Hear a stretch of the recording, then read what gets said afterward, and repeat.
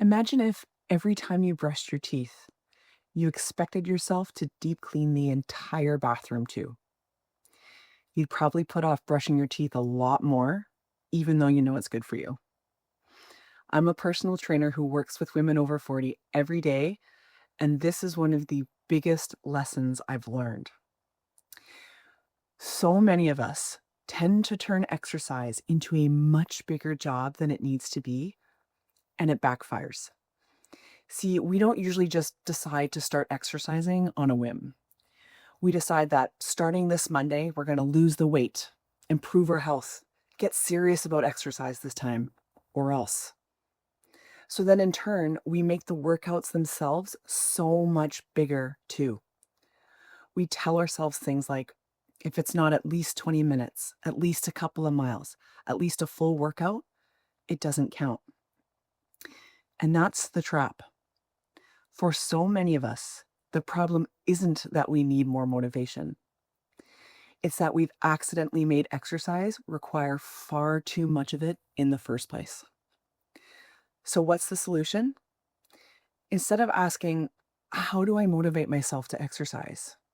Try asking, how do I make exercise require less motivation? It's a completely different question with completely different results. Because here's the irony. The less motivation exercise requires, the more likely we are to actually do it. Let me show you what I mean. So imagine saying to yourself, that's it. Starting Monday, I'm walking for at least 30 minutes a day, 5 days a week. No excuses. Now imagine saying this instead. Starting today, I'm going to walk for 2 minutes a day. If I end up doing more, great. If not, 2 minutes counts. I'll try this out for a few weeks and then decide what comes next. Which version do you think is more likely to get you actually walking more? You feel the difference?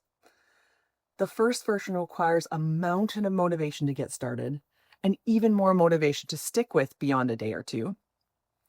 The second version requires far less motivation to get started, far less motivation to keep going, and ironically, is much more likely to result in more walking getting done each week than the first version ever could. So how do you make exercise require less motivation? Here are 3 simple ways. And if you'd like a little help applying this to your own life, I put my entire approach into a simple 14-page guide. It's linked in the description. All right, number 1, make exercise shorter. 30-minute workouts just not happening? Aim for 5 instead. Not getting out for those 20-minute walks? Aim for 2. See, so many of us believe that exercise has to last for 20, 30, or 40 minutes for it to count, but it doesn't. And if that expectation is causing you to skip days you otherwise wouldn't, it's working against you. Now you might be thinking, but 2 minutes of exercise just isn't enough. Here's the thing. 2 minutes of exercise isn't competing with a 40-minute workout. It's competing with doing nothing. And if 2 minutes makes you someone who exercised today instead of someone who skipped, someone who exercised today even though you really didn't feel like it, then 2 minutes isn't just enough. It's powerful. And remember, 2 minutes is the floor, not the ceiling. Anything more you happen to do becomes a bonus, not a requirement. The second way to make exercise require less motivation is simply make it easier. Squats hurt your knees? Don't do squats for now. Don't want to walk up hills? Skip the hills. An easier workout you do all the time beats the harder workout you almost always skip. And number 3, make exercise require less preparation. Decide the day before what you'll be doing and ideally when.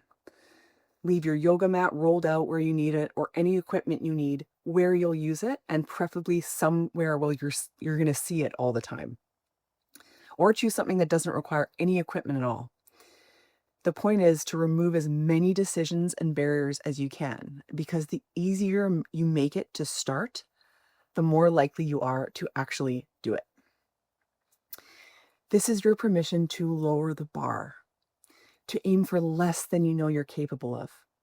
Because I can tell you with 100% honesty that if I expected myself to exercise for even 20 minutes every single time, or to work as hard as I'm technically capable of working every time, there would be so many days where I'd skip exercise altogether. And if exercise feels weirdly hard to start and stick with, you're in the right place. Subscribe for new videos every week. I'm in your corner. You've got this.